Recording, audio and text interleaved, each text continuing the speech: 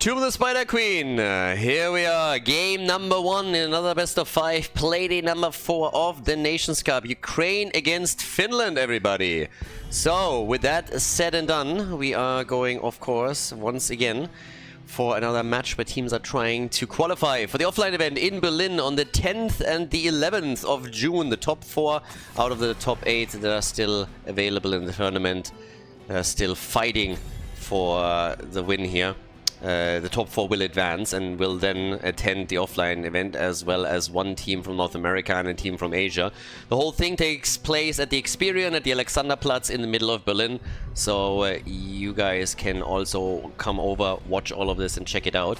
And it's gonna be pretty interesting, because we will have the players on site, the cast on site, tons of fans and Heroes of the Storm. Viewers will be there too. A lot of them have already, you know, reported in either on YouTube and Twitch and talked about how they booked their trips, how they booked their hotels, and it's going to be pretty awesome. Really looking forward to this. And if you, for example, checked out any of the social media content from the Experian, links are in the description, then you've probably already seen that they hosted tons and tons of esports event there. It's really nice, and since it is in Berlin, you can combo it off with a bit of a trip. As a few that have already mentioned, hey, I'm going to stay for a couple of days in Berlin, explore the city, and then also watch Heroes of the Storm, so it's going to be nice. We have Ukraine going up against Finland. Tomb of the Spider Queen is our first map in the best of 5 series. And obviously for Ukraine, things haven't really gone well thus far. They've also lost, for example, not only to teams that are positioned within the top 3, Germany, France and Sweden, but they also lost to Poland. So now going up against Finland, it's a bit of an important one. If they can't win here, then things are going to get very dicey very, very quickly. So Brightwing gets taken as the first pick. We got Blaze and we have Genji taken for the blue team, and over for the opponents from Finland, it's the Hanzo and Diablo opening that we're getting for Tomb. It's actually the first day on this play day, the first time on this play day, it's been a long day, that we have Tomb of the Spider Queen. Had really nice maps here so far today. Cursed Hollow being played twice, for example. Lots of Towers of Doom with nice back and forth action. Garden of Terror played a lot more often than I expected it to. But here comes Tomb of the Spider Queen, and Wave Clear obviously reigning supreme. Could totally see a JoJo pick for Ukraine given the circumstances here. I mean, they got Blaze already, so if you lock now Johanna in too, then your front line has a solid amount of Wave Clear that you can use to your advantage. Banning Leo, totally fine, down to the bottom of the map obviously. You have Leo with tons and tons of Wave Clear they can use there. Goes around and drag the drain in, but yeah, well, with the Diablo mix, what else? Urel would be nice. You could go for Urel, for example. Game number 1. Everything is still available. Everything's up for grabs, but there she is. The Space Goat is taken. Still need a support for the team, and we're gonna get Rhaegar. So, Ukraine. Well, what are we getting? Ice Scorp and Denardo are the last 2. Okay. Well, I mean, I assume it's going to be Johanna. What are they going to pick besides that? Denardo with Jojo, that was to be expected. They go for Tychus. Okay, so nobody is waiting around for Infernal Shrines and any of those maps to pop up for Tychus. We get him early. We get him game number 1, Tomb of the Spider Queen. And with that, now final pick for game number 1 in this series. We get Rhaegar. So, well, Rhaegar last, and now we have for Volker. We get Rhaegar, Urel, Diablo, Hanzo, and for Volker, what do we get here? Still need a little more damage. It's Gul'dan. And they go for the mage and they go for the wave clear. So guys, stage is set. Poland against Ukraine. Game number 1. What is wrong right now? Like, I'm honestly spacing out completely. This day has been too long. Ukraine against Finland. It's like, oof. All over the place today. Yeah, it's been a long one, but still. Finland versus Ukraine. Okay, here we go. Game number 1.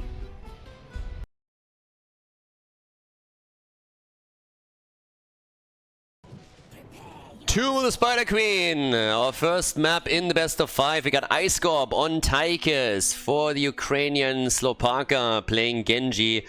Skilla is playing Brightwing, Arabano on Blaze, and Denardo on Johanna. Lots of wave clear for the boys, especially on the front line with Blaze and with Johanna. But then, of course, you look over to Finland, and the first thing you see is Gul'dan. And with that we have, thanks to Urel, played by Patsku and Sori with Diablo, a really strong front line with a lot of hit points. Vexu is playing Hanzo, Porky on Rega, and the Finnish team got a bit of a chance to make a big difference here. I gotta say that Finland is a bit of a surprise to me in this tournament, because they came in as the team that, well, they basically... So Russia couldn't attend the offline event because they had some visa problems. Some of their players would have had to go for military service if they wanted to have a visa, so they were pretty much not allowed to leave the country. The team as a whole then said, well, if some players can't go, we will just as a team withdraw from the competition. They let us know early, so it was all good. We were from the first step very aware of all of it. And then Denmark moved in as the winner of the last chance qualifier. But Denmark realized quickly that they don't have enough players to play every single weekend, so then they had to unfortunately also withdraw, and the second place from the last chance qualifier moved in, and that was Finland. And Finland has so far done a fairly decent job. I mean, they played, for example, against the Netherlands, were able to win that series with a 3-1. Their match against France didn't go all that well, but then, to be fair, how many teams so far have actually taken the French down? Not too many, as you can imagine. So this is another big test for Finland, because if they can win against Ukraine, that would also mean that they are slowly but steadily working their place into a position where they can maybe take a spot to Berlin. And for players, of course, that would be awesome. A lot of these players have tons and tons of competitive experience and have been at multiple offline events in the past. But there's also a huge chunk of players in this tournament that have never been at an offline event and that would love the opportunity. And of course, they also get the entire trip paid. That being said, Finland has to step it up a little bit if they really want to make this happen, because the first 2 kills go to Ukraine as the blue team takes down Urel and Gul'dan. Rabano moving back out. Ooh, the papa. Genji. Careful, my friend. Alright, so Genji already for just a second in trouble. Up at the top, we get first in the rhythm for Tigers, so it's all about the stacks, stacks, stacks. None so far for him, by the way. No minigun in that encounter. But they're going up against the Hand of Freedom. The Scottish-American Space Goat can only be one of the two. Lopaka, Genji. I mean, generally, Ukraine off to a very aggressive and good start against the red team. They're coming in with tons of aggression. They got the early 2 kills. And of course, they have taken a couple of gems away from Finland as well. So now it's all just a question of whether or not the red team can stabilize here, or if it's going to be early domination from the Ukrainians. Yeah, that arrow connect did not really go the way that he intended it to, so there was a wall in the way, I assume. That didn't really work out, but yeah. Okay, either way, we have at the same time to the bottom of the map, Patsku still holding on as best he can to the wall, but he's already starting to lose some ground here. One of the towers has been destroyed, but teams are still fighting over the siege giant camp. Now, both of the bruiser camps have been taken earlier, but now Dinardo might have to retreat as well. Is a little bit on the low end here. Ice-Scope is already moving back, but there's a battle starting to approach down at the bottom of the map. Okay, there we go. Another stun, and everybody is still totally fine and can slowly disengage here. So yeah, towards the top, we got Dinardo now, so he's coming in with even more wave clear, of course, trying to escort the minion wave also into the tower range. Some extra structural damage would be nice for them, but they have to give up the camp at the bottom of the map. So the game is pretty much just focusing on 2 lanes. It's mainly between the bot lane and the top lane right now, where all of them are currently fighting through. And with rotations towards the middle now, as everybody is attempting to get a bit of an advantage. Also, of course, a turn-in. You want to have your web weavers. We have enough gems for both teams. Red team has already turned some in, so they're currently sitting at 36. And down to the bottom of the map, it's all about guarding the turn-in point to ensure that none of the teams walks away with a quick objective. As right now, both teams have level 7 talents in their hands. There's not even a big lead for the Ukrainian players. They are just barely edging out level 8 a couple of seconds before the Finnish players do. Blaze is getting attacked here, and they're trying to create some space for the rest of the turn in, but even that is denied. So yeah, it is a wild fiesta for the first objective. Everybody's just like fighting, and here comes the commitment. They're committing to the battle. Rhaegar is the first one to fall, but the counter kill happens. Genji pushed into a wall by Diablo, very reminiscent of a certain Heroes of the Storm trailer. Nice turnaround also from Blaze. Gul'dan gets fired up. Blaze dies too. Damn, they're really going kill for kill at this point. That is pretty sweet. That's really... I mean, every single kill is being fought for, and then seconds later, counter kills happen or are being forced. So now we have a turn-in for Finland, and they are looking very, very strong, at least in the last fight. Now, they still are 2 kills down, but they've at least pushed some of these structures already down. Web Weavers are coming in. They need to make sure that they're not losing any heroes now, especially Hanzo needs to be careful. But there's also an attempt to go for Lopaka, and if they can get Genji... Yes, they can! Genji's down, Urel comes in, and that could be a huge problem for the Ukrainians.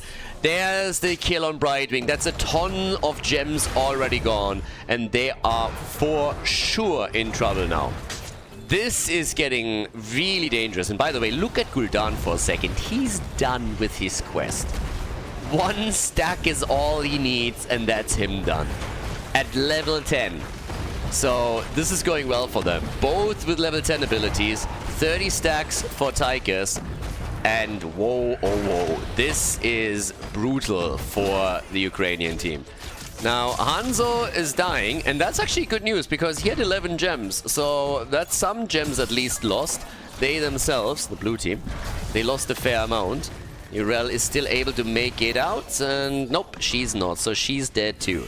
So it's a bit of an awkward situation, honestly, for Finland. They started off well after losing 2 heroes, with getting the objective, taking multiple opponents down, and safeguarding some gems. But now they are all of a sudden in trouble, because their bot lane completely fell apart. The Web Weavers are still pushing at the top a little bit, are finally disappearing, but there's still a double wave that takes the entire wall down. So, interesting situation. Middle fort nearly destroyed, and Gul'dan with 1 single volley can now destroy it, and does. But when it comes to the amount of gems, we have 65 for Ukraine, 32 for Finland. So generally speaking, Finland is still looking a little bit better and has more gems in total, obviously also taking the gems that it just turned in into account, and have done enormous structural damage. I mean, 2 forts destroyed with the first Web Weaver wave is strong. But there's a lot of kills coming from Ukraine, and as the death timers increase, this is becoming more and more of a problem. So something to definitely keep an eye on and see what exactly the blue team can do. They're already popping an early Odin here with Ioscorp, and the attack is already on as they're attempting to break through the wall here. I mean, obviously they are looking to build some momentum, but it is still a bit of a desperate approach too. Leonardo has 41 gems. I mean, come on, Johanna has to turn this in. They have way too many gems right now, and Johanna in particular, if you're the main tank and you have this many gems, you are in a really bad spot. Big arrow, and the Apocalypse follow-up is beautiful! Absolutely beautiful! They are trying for kills. It's Gul'dan that falls. This is again the aggression from the Ukrainian team that leads to kills here. And they are all low. They are all low. But there's no... Ah, finally a kill. Brightwing gets taken down. And I gotta admit, it didn't net them in a direct kill. But let's take another look at this combo. This was really well done. Look at this. So here comes the arrow from Hanzo, and then the Apocalypse just in time. The timing was beautiful. Imagine Jaina with the Ring of Frost in that situation. That would have been such a work of art.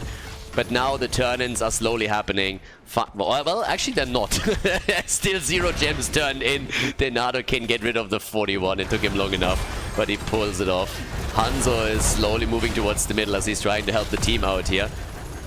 7 kills to 5. Both teams on level 13 now.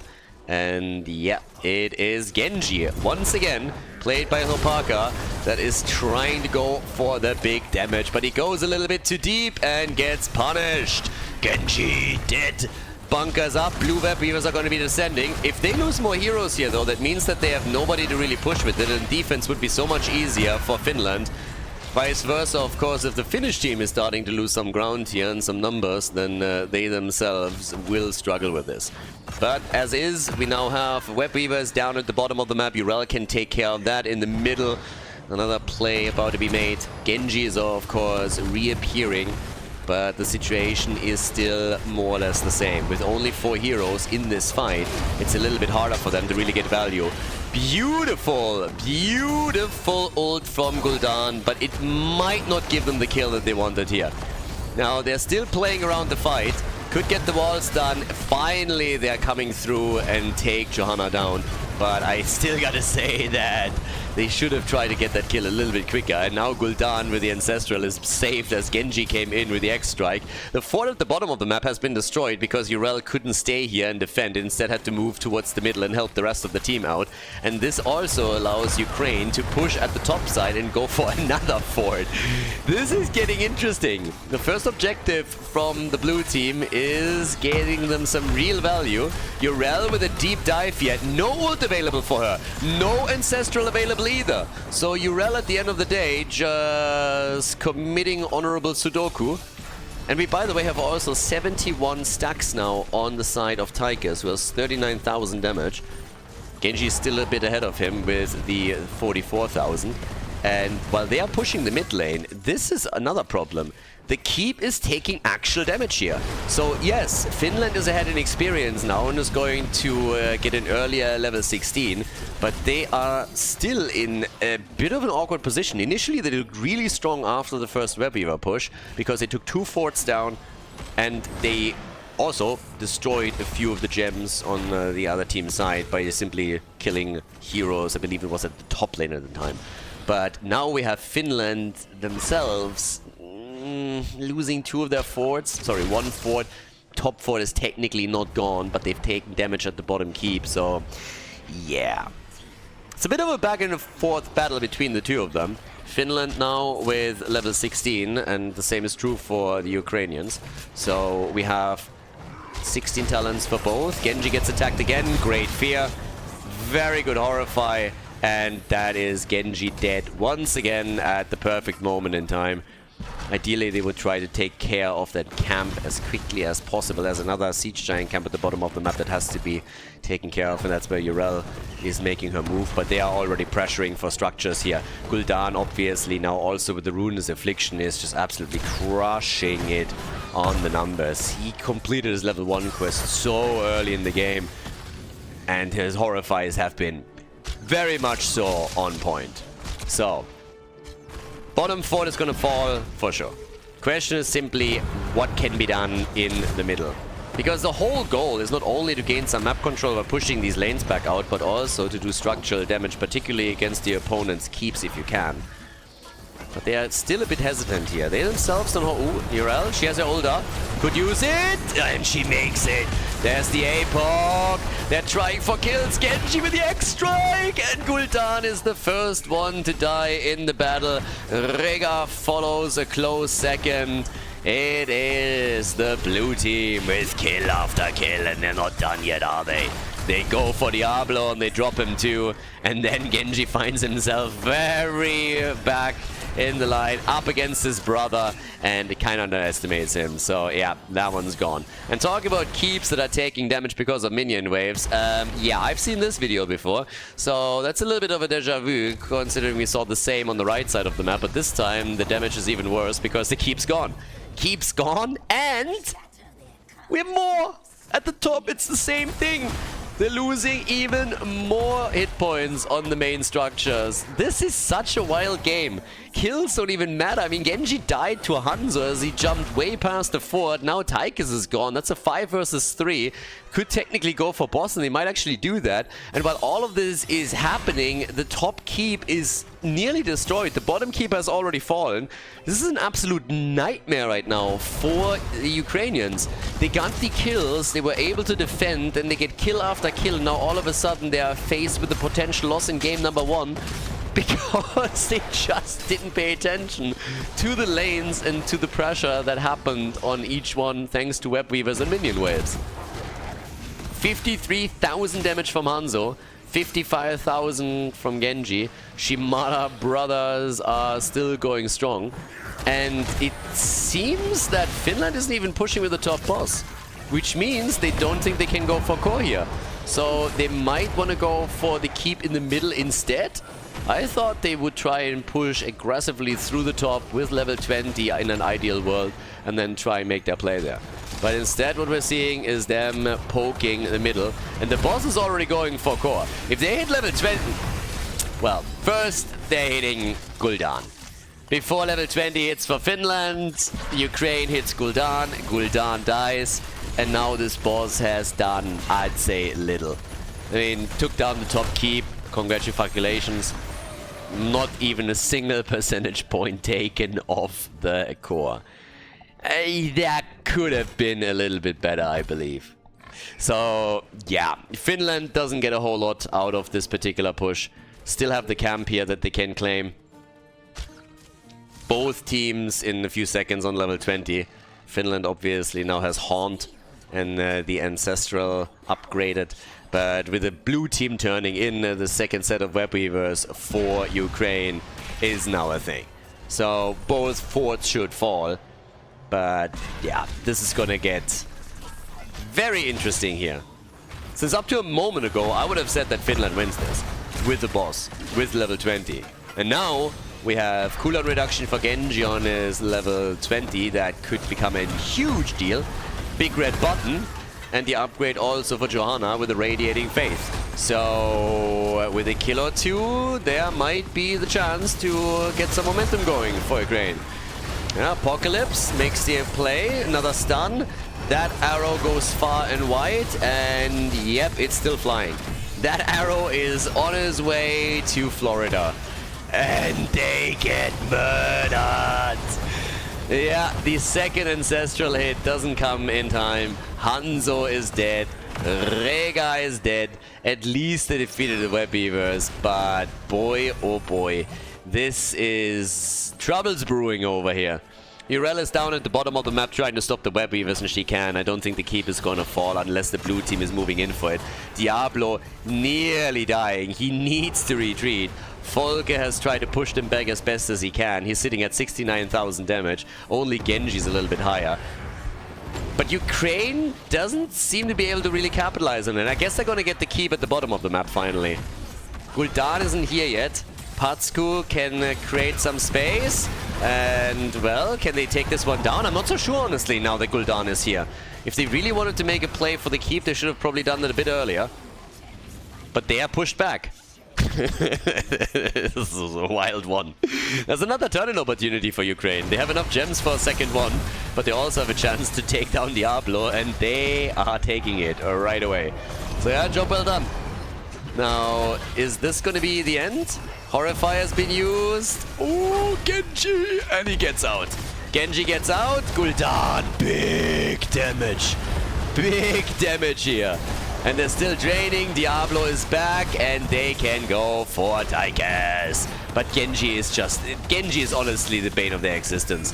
If they can kill him, fantastic, and they finally do, because he's been jumping into that backline over and over and over again and just getting kills. But now that they are being chased down, the Ukrainians are in real trouble, since this could be a move for the core directly, especially with the help of Gul'dan. Another drain. Gul'dan didn't even go for the sucky build, and he just sucks him dry here. Takes another hero down. That leaves only Jojo, and there's just nothing to stop them anymore. What could have been a victory for the Ukrainian team is now turning very likely into a win on game number 1 for Finland. I could have even seen the blue team just fall back and instantly turn in again, and that hasn't happened either.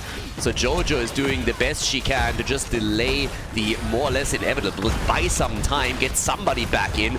Maybe Genji, but with Gul'dan just taking him over and over again with his abilities, this is going to be the end of game number 1. Job well done by Finland. They take a victory in game number 1 against Ukraine here at the European Nations Cup qualifier. The W on Tomb of the Spider Queen. Nicely done. GG. Before we head into game number 2, make sure that you subscribe to the channel if you haven't done it yet, so you don't miss out on any future content here on Khaldor TV. Battlefield of Eternity, game number 2. Ukraine against Finland, everyone. We got over on the left side, the Ukrainian team, who now has to fight back. I mean, it was a really interesting back and forth battle that we had between the two teams, I gotta say. It really went from, hey, Ukraine has an advantage, to, oh no, Finland negated it and now they are in the lead, to the entire thing still flipping another 2 times back and forth. I guess towards the end, the idea for the blue team was to really go for that keep and take it down, but given the fact that they had the gems for another turn-in, I could have totally seen them, you know, just retreat a little bit, turn in, get the next set of web weavers, and then destroy 1, maybe 2 keeps with that. Hindsight, of course, always being 2020, and it's easy to talk about this when you are not sitting there playing yourself and you're not affected by adrenaline or the chaos that is currently running through the game and also through the voice channels. So, but yeah, I feel both teams had some interesting moments. It was very entertaining though, back and forth, super entertaining. Now we're going for Battlefield, very fight-heavy map. And I think, I mean, I liked how the Ukrainians played the game for big stretches. They had a lot of really good battles.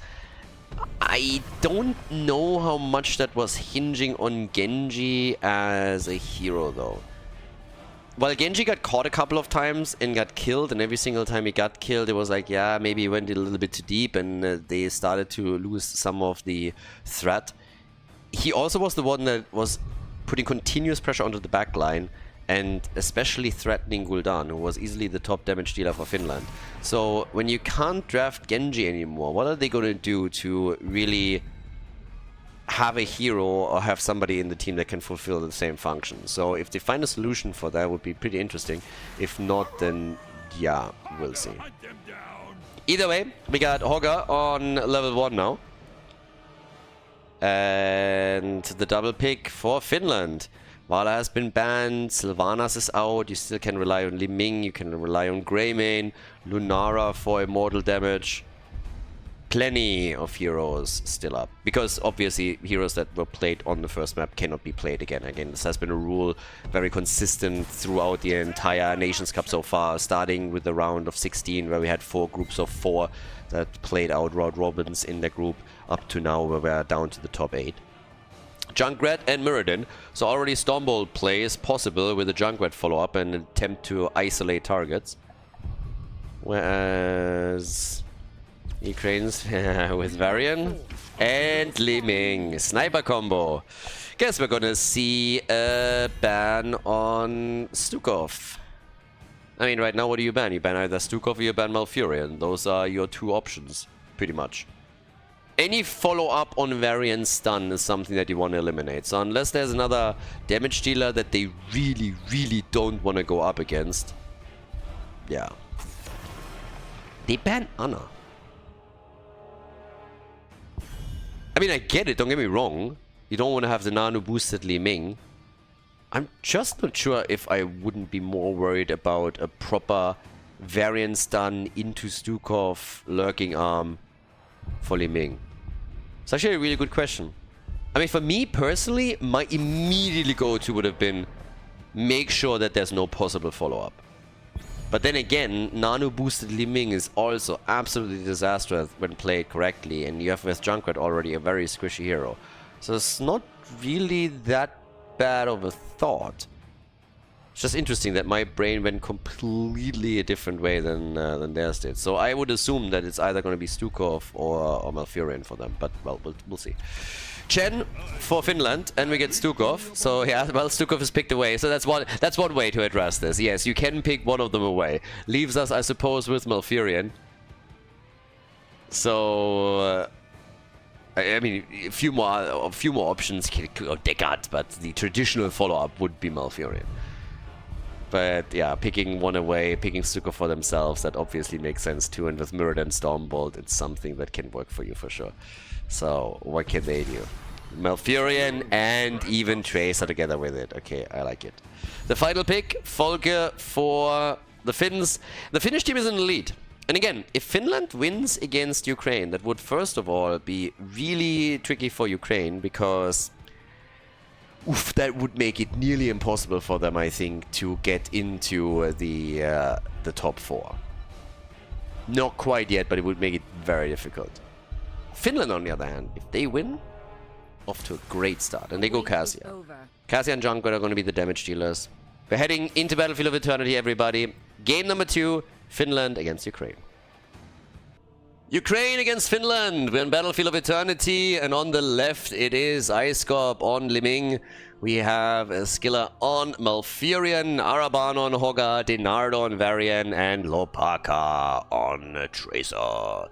Towards the right side of the map, it's the Finns with the lead in the series after their recent victory. And in this case, what we're getting is Vexu on Junkrat, Suri on Murden, we have Patsku on Chen, Folke on Cassian, Puoki is playing Stukov. So far, so good. The top lane, as usual, 1 versus 1, in this case between Chen and Hogga. And down to the bottom of the map, our 4-man. Immediate aggression from Denardo with Varian as he jumps in and starts to be aggressive. Freshest ingredients, that's what I want to have on my pizza. You can, I think, really tell when the day is slowly progressing and I've been sitting here for like 6, 7, 8 hours, because that's usually when I look at all of these talents and I'm like, food. So, yeah, only the freshest ingredients for my pizza or my burgers, so yeah, for sure. Not something that is on the plan today, so yeah, not really a cheat day. So, we'll see. But I still got actually some pretty nice chicken that I made in the oven just yesterday. I got Brussels sprouts, which I really, really like, in a very spicy sauce, and still some rice. So that is what I'm gonna get myself later, and I'm really looking forward to it. It's gonna be awesome too. But yeah, enough about food, at least for now. I'm gonna tell you all about my daily meals. So in order to spare you that and focus a bit more on what's happening right in front of us, it's the typical early game exchanges where everybody is looking for the first kill. Hasn't really happened just yet, but yeah, no kills. But once level 4 is in for Varian, that's where we are most likely going to talk about 1 or 2 coming through for the blue team. So yeah, and well, there's the first one.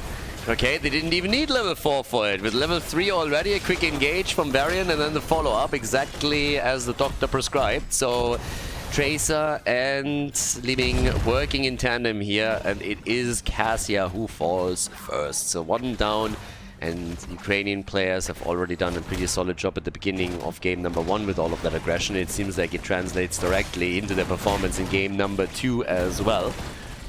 But yeah, quick hit, Patsku is dead. Chen is gone, but I think Hogga might also fall. Well, he's still trying to get away here.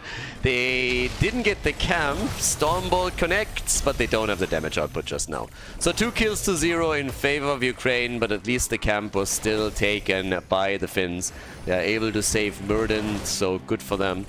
And at the bottom of the map, it's the Admiral that holds the line against Varian and Liming. So, here we go.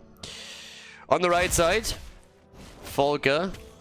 It's only 1 team that is making a play for their mercenary camp, by the way. So, it seems like Ukraine is just going for the good old aggression. Yeah, and that's the end of Cassia.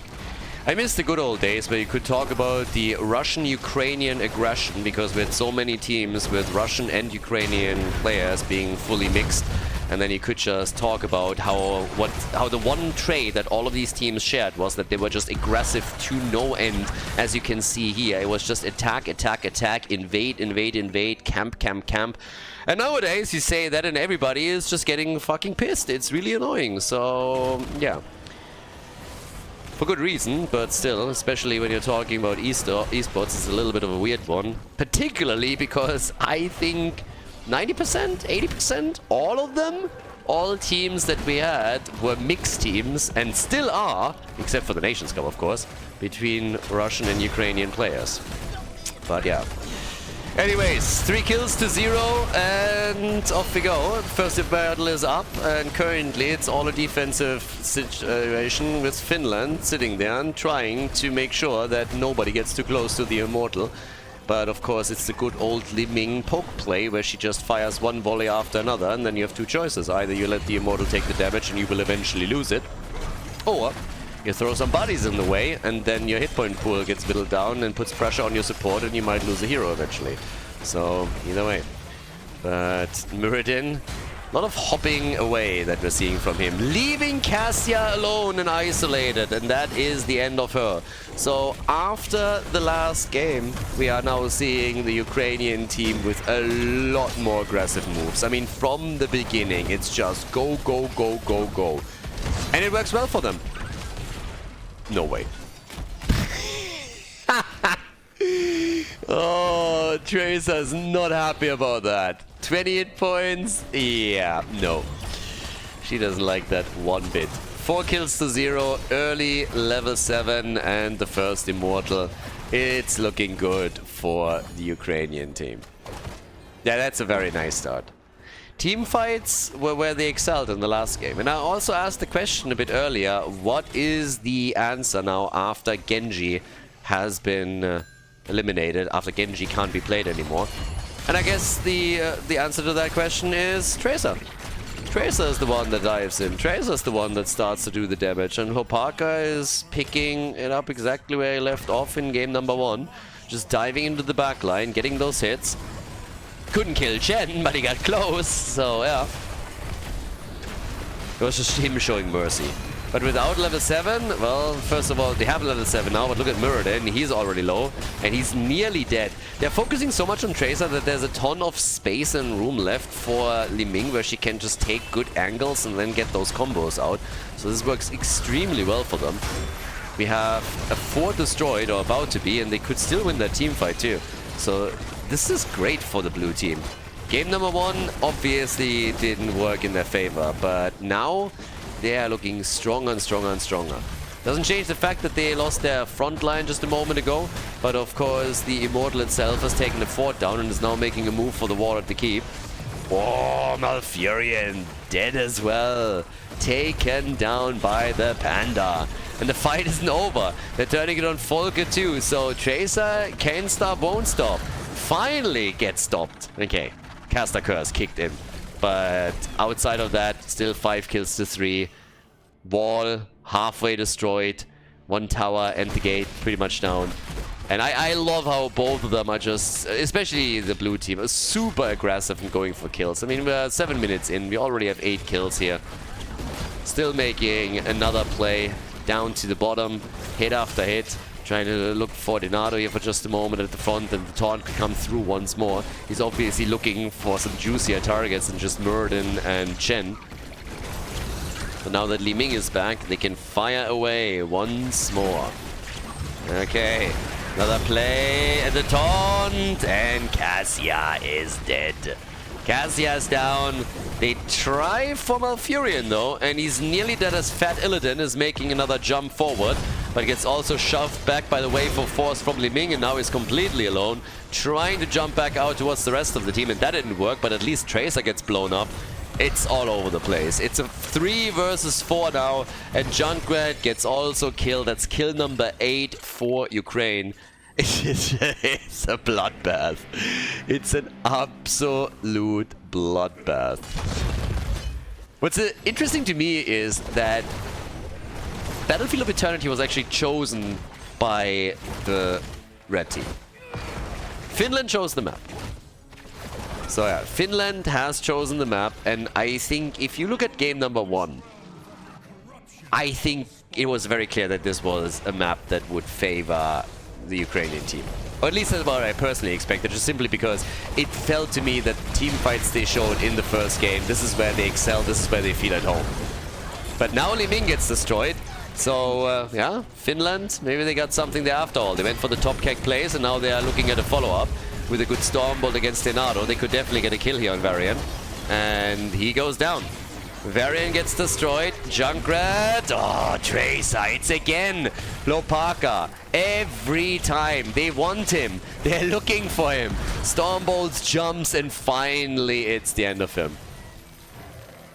I think it's pretty crazy to me. It really is. He is such a he has such a massive impact in this game. 32,000 damage from Tracer. Li Ming is sitting at 25,000, which is still good. But the amount of disruption that Tracer brings, which also creates space for Li Ming, is incredible. And it's just nasty. So they have to control Tracer. This is one of the big goals, and they've been trying to do that as best as possible. And every time they're able to get a kill on her, immediately the threat level dissipates. So for now, still a bit behind in experience because of the kills, but they're doing better on the objective all of a sudden. But just look how low they are. So yeah, it's another kill on Stukov. Stukov is dead. Nice damage from Cassia, but it's not enough to take down Li Ming, and now Cassia falls. Hogga is dead. It's such a wild game. I thought game number 1 was awesome, but this one is pretty sweet too. So, yeah. Okay. Can they bring it back and win this objective too? Maybe, maybe not. I don't really know how much I like that they think they can just simply attack with 3 heroes against this. Against those damage dealers. I know that they want to buy some time too, but now Murden is still dead. It's a 5 versus 4, and they're not even trying to defend at this point. Or are they? Well, they're trying to go for the camp, but they give up the Immortal, and that is Immortal number 2 for Ukraine, which should honestly destroy the fort at the bottom of the map now. And level 13 is of course another issue. I guess it's the main reason why they felt they needed to attack early to fight on even talents. But now they find themselves in an even worse situation. So, yeah. Either way. Look at Arabano. Sneaking in from behind. Looking for the shockwave. There it is. Goodbye. Junkrat is instantly dead. And now they're gonna go for Stukov. And he's dead too. Hogga survives, Cassia doesn't. 3 kills. Boy, oh boy, are they playing with them now. So yeah, there is a camp at the top lane for the Finnish team. I do not say, well, even if it gets the fort, I don't think this is going to make up for the losses that they're now going to suffer down at the bottom of the map. With only Murden and Shen still being alive, you can kiss that keep goodbye. That is not going to be a thing. So yeah, Murden gets away barely. But that keep is just, it has to be gone. Riptide doesn't even explode, doesn't even take the minions down. And they just retreat as they realize that this is going to be the end of this. 2-level advantage, 7 kills ahead, 23 kills in total. Yes, the top 4 takes damage. Yes, the top 4 is likely going to fall. But that was a worthy trade. You take the bottom 4 down of your opponent and you destroy their keep. Can they Nah, they can't defend this, right? No. Well, maybe? Alright. They're gonna get it. Well, still there. As soon as anybody moves top, it's gonna get destroyed. But the thing is, as long as that's not the case, you still will have no catapult spawn for Finland. So yeah, now that they have taken the camp, they can also push the lane out. This is quite annoying if you're a fan of the Finnish team. So yeah. Level 16, any second now. Any second, there it is. That gives us also the mirror ball, and here comes Tracer once again. Tracer, Tracer, Tracer. Shockwave is out. Tracer is just nibbling away. Stukov is trying to create some space so that they can escape, but even that isn't happening. Tracer is just following them once more, and now they're losing Stukov, they're losing Junkrat. They have problems here on the side of Muradin. Thankfully for Surrey, he was able to get the Stormbolt out before the taunt connected, or that would have been another kill. And they're trying to go for core. With only 3 heroes against the 5 attackers, well, make it 2, because now Muradin is dead as well.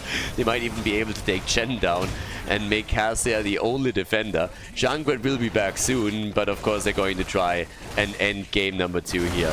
Yeah, the Ukrainian team out for blood after the loss they suffered on Tomb of the Spider Queen. I don't think they can be stopped here. It just looks way too good for them. There's also damage done at the top keep while all of this happens, so even if they get defeated and they have to retreat, losing the top keep and having no structures left outside of the core will eventually spell the end on the side of Finland, I'd assume. 2 kills, both of them again against Finland, and this is game as Ukraine ties the series. And we are heading to game number 3 after victory on BOE for the blue team.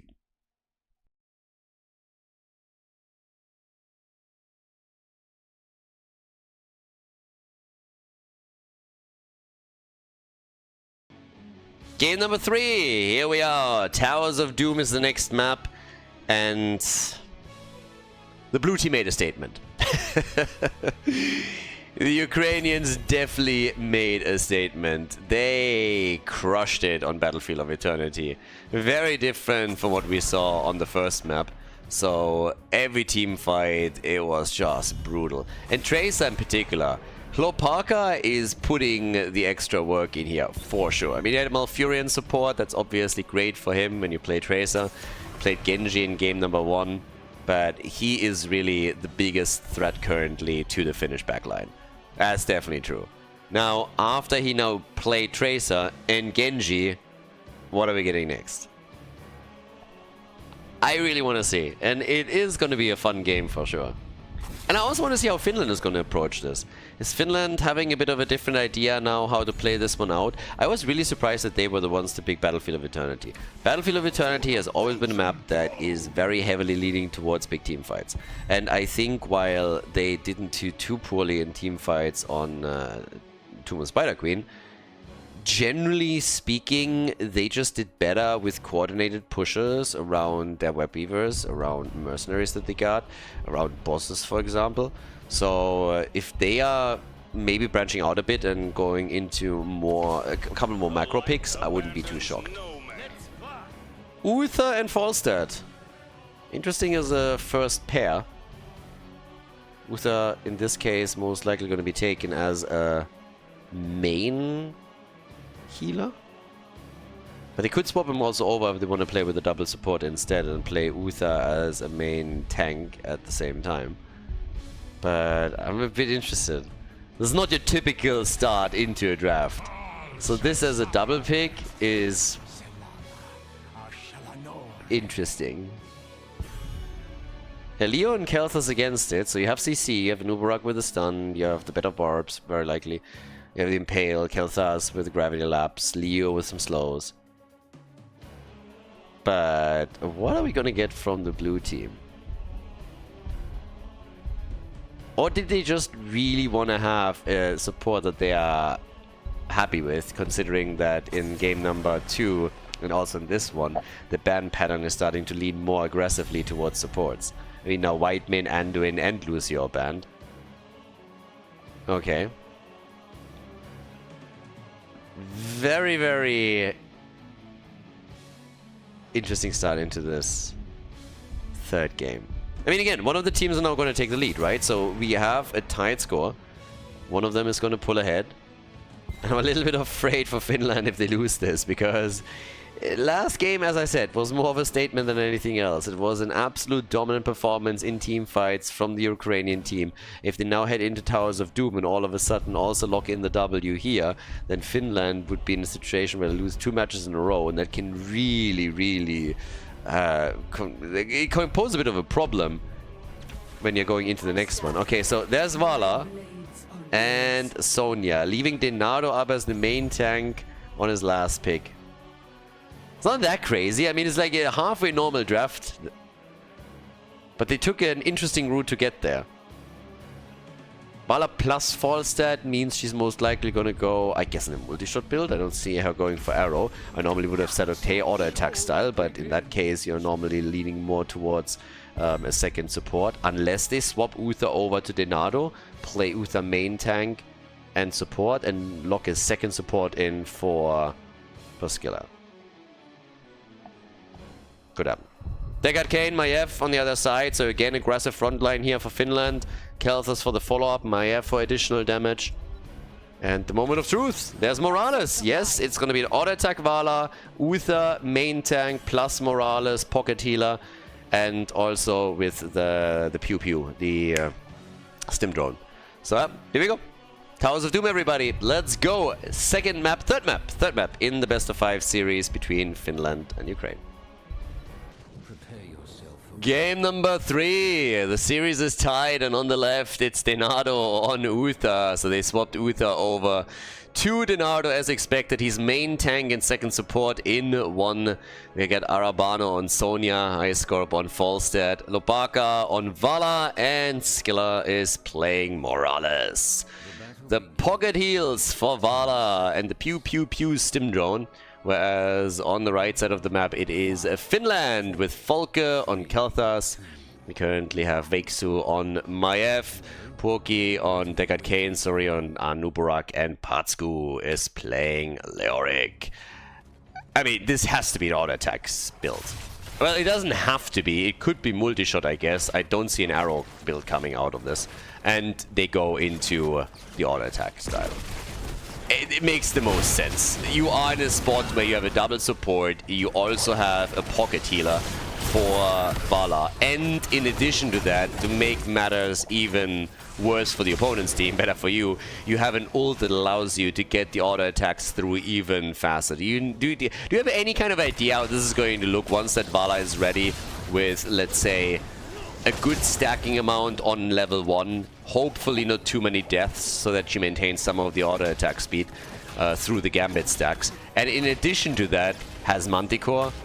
They're going to murder them if it gets to that point. I mean, obviously there's counterplays. Finland is going to try to dominate this game way before that's the case, and if they can get kills against Vala, then it's a totally different story. Once you remove the auto attack speed from her that you get through the Gambit stacks, and you find yourself in a good spot.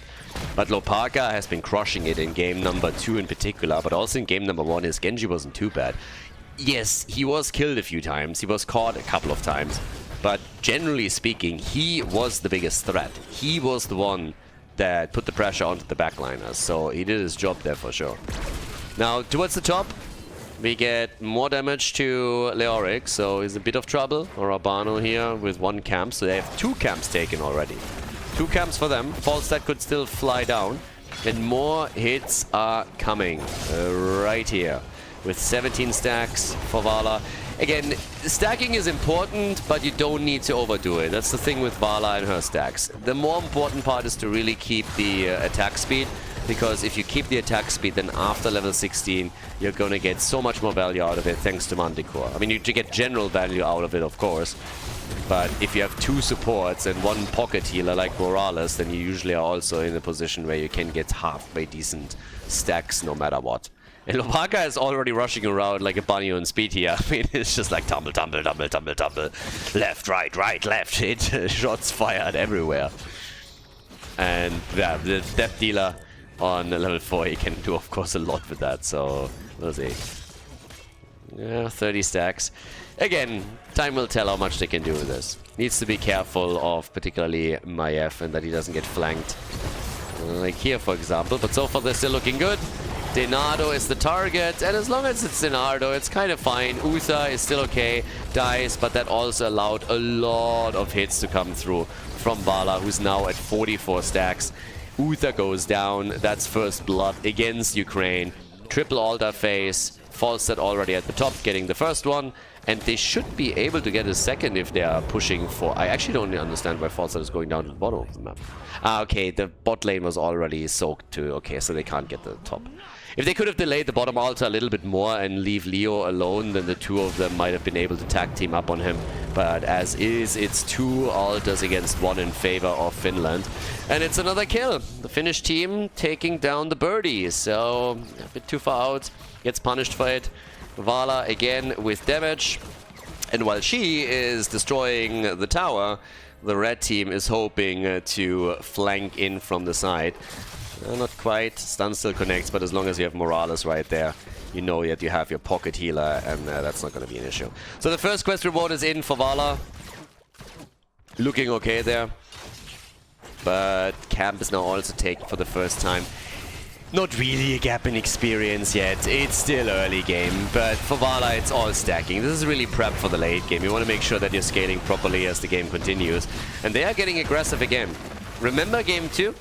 Where they started to invade camps right from the get-go pretty much. They're doing a similar thing here. Now they're too late to actually contest the camp itself, but they are taking down those pumpkins before they can become a threat in any way, shape or form. And Vala now has a hot pursuit. She's at 64 stacks. With 14 for Khaldor, who's also not looking too bad as he wants to go straight up for his shield. Denado, again, as a tank, is still sitting there at the front. Vala also still with the pocket heals. Some living bomb spread is still happening there. But Vala now with 72 stacks and still totally fine. Hasn't died yet. Good damage output from her. Falstad with 9 stacks to his level 1. And talking about the birdie, they try to target him in the mid lane again. This, on the other hand, could become a bit tricky. Because it's a 3 versus 3. If Khaldor rotates in, they have a numbers advantage. But yeah, camp is taken. So, at level 8, you can already see that Vala with 15,000 damage is aiming for a very powerful game here. And her single target damage is gonna be insane as the game continues. So they're willing to give up a little bit of ground there initially. The shots are fired on both sides, which means that now it's 32 to 28 points, so still fairly even. But they also have to try and get Vala into a spot where she can get even more hits. And in those skirmishes is something Finland isn't currently attempting to avoid. So, yeah. But she also gets a couple of the towers down, especially with the help of the pumpkins here. Okay, a couple of hits right here. Vala still totally happy, totally Gucci. Top side, Leo against Sonya. No problems there either. And more damage on Maiev. Maiev doesn't like that at all, by the way. Just getting poked out here, and Deckard Cain can obviously do nothing about any of this. Fight at the top leads to a kill on Sonya. They're trying to go for the bird too with the stun. And they actually get him. Gust is there, so he is able to survive. But down to the bottom of the map, which would worry me way more than trying to go for the top after that initial kill. Vala is stacking. She's pushing for the bell tower. And giving a little bit of early game room and space is not that big of a deal. So Vala gets tethered. Yeah, that's the cocoon. They get cocoon and also the disc. So Morales is dead. Vala is still able to survive, as it seems. And Uther is still totally alive and kicking. He even has his Divine Shield still up. So if you look at the situation that unfolded, we had the disc thrown out by Maiev. We had the cocoon. They're really attempting to section parts of the blue team off. They got a kill against Morales. I mean, good for you. But they couldn't kill Vala. And that's your primary target. You want to remove those Gambit stacks. So, if you can isolate the two supports, great. But Uther didn't even use his Divine Shield. Didn't even use his ult in that situation. And Vala is one hit away from the second reward, and there it is. So now her damage is more increased. They go for the back line, and here comes the Stim Drone. Stim Drone it is, and Vala is just hitting it, and she's hitting it hard. And Deckard Cain needs to get away from the rest of the team. So now they're moving over, take Leo down. That's the first kill for the team. 1 kill to 4, and they steal the camp. Well, they actually didn't steal the camp, but they take the pumpkins down again. Pretty much same play as before. But Vala is now at 122 stacks. Lopaka's damage? Yeah, 28,000. 28,000. Again, early game. We're talking early game here, alright? This is not... Look at how quickly this is unfolding. Now, Lopaka needs to be super careful that he doesn't go too deep. That's always the risk. You're having a good game, you're being aggressive, and then you dive too deep, and then you get killed, lose Gambit stacks, and you're in trouble. But this is early game. If Vala makes it to level 16 to level 20... she's gonna become more and more of a threat as this continues. So it's... yeah. I'm really scared for Finland. Finland has 4 kills to 1, and this is currently working well for her. But the disc gets dodged, and you can really tell that Finland is trying to get Vala killed, but it just doesn't work that way. So with 2 supports just continuously shielding her here, this is more than a little bit problematic. But yeah, space is already being created a little bit. Falstad is flying in. Vala gets caught. There's the cocoon on Vala. Okay, so now they actually catch her. Vala gets caught. Falstad might have to gust. Has to just think about what angle he wants to use for that. Vala is still fine. Stim Drone once again. Gust is in. They're diving on Vala and the birdie. Just for a second, I thought he might have actually killed Vala here. But that's more hits happening. She goes straight for Maiev. And just look at the amount of damage. Damage is out. Disc is being dodged. Now Strafe is in. Another one forward. 1 kill. Trying to dash after them again. A few more hits. Falstad dies, but so does Maiev. And Vala is at 3 quest rewards. every single trade they take is an advantage for the blue team as long as they do not lose her. Because she's stacking and stacking and stacking, and her damage is getting more crazy. And the next talent tier is 16, where she gets Manticore. Even if you kill her once, it's not going to be the end of the world. 42,000 damage. She's nearly doubling what Khaldor brings to the table. Leap is in. So there's the next attack. Already dodging through this a bit. Leo has to be very, very careful. Presents another target for her. And they just don't get the angle. So yes, there's not an insane amount of kills right now for the blue team, but they are scaling and Finland isn't, at least not at the same pace yet. So nice setup again from Deckard Cain. It allows them to kill Sonya. Good for them, but there's not a whole lot of ground lost. That is changing things now slightly. Both of the supports are now gone, so Lopaka should really start to retreat here. There's no ults up, but there's the tether. Yeah, Vala's got it. She's actually surviving. Like, what? How did she not die? Now you're pushing it, bro. 54,000 damage. You should really fall back. Like, what are you doing? Dude, you're alone. There's nobody else left. Just go back. You're gonna lose that bell tower. Just take it where it is right now. Stop risking to fall. Just retreat. More hits. Yeah. So, 192 stacks. This is the moment where Finland made the great move. They got kills and then they got the bell tower. Now they need to build momentum. And Lopaka gets a divine shield. Jesus. They cannot kill her. They just cannot kill her. 200 stacks. 200 stacks, one level away from 16. But it doesn't change the fact that they've lost the bell tower. So they are on 24 points on the core against 28. Triple altar phase is coming up next. They have half a level until level 16, but they should try and retake that bell tower at the bot lane, or it's going to get problematic at the next objective. But with level 16 that they should get, thanks to Sonya at the minion wave top side, and now Vala and the rest of the team down here at the bottom of the map, once that Manticore is in that front line, is gonna suffer. It's really gonna suffer. So, yeah. 16 any second now. With 200 stacks, Stim Drone, yeah. But they also have to turn it in, of course. I mean, again, you did the work. You did the work. You are at the point where Vala is starting to really become a total monster. 20 makes it worse, but this is really a big opportunity now with all of that extra damage that you can push out. You just look how quickly the hit points fall on Maiev here. And Lopaka is always paying attention to potential counter moves, dodges out on the gravity laps, but they are still in a 5 versus 3 bell tower situation. Attacks are being played out again. Cocoon after gravity laps. Yeah, bell tower is still there. Sonya could try and go for a channel. Khaldor is already working with it. That's 5 shots fired. Interrupt happened, and they're still fighting for it. They want to battle this out. Disc has been thrown out. Cocoon has been thrown out. They try to section the supports off, but nobody has fallen yet. Nobody has died. And again, checking the damage numbers. Vala is doubling the top damage. Falls at the top, gets 1 shot. 3 pumpkins make it through. So this is getting very dangerous here. Vala again with hit after hit after hit.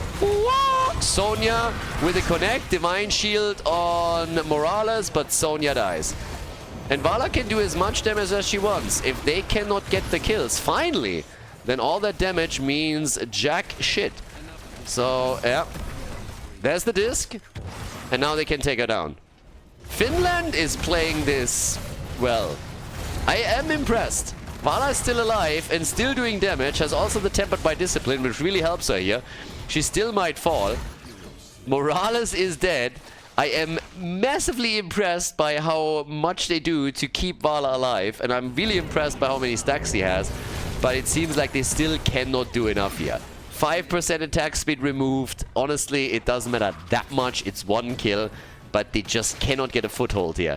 Their goal was to get to level 16, to get good stacks, and then flip the game. Flip the balance of power. They couldn't. Finland is currently in control of 5 bell towers to 3.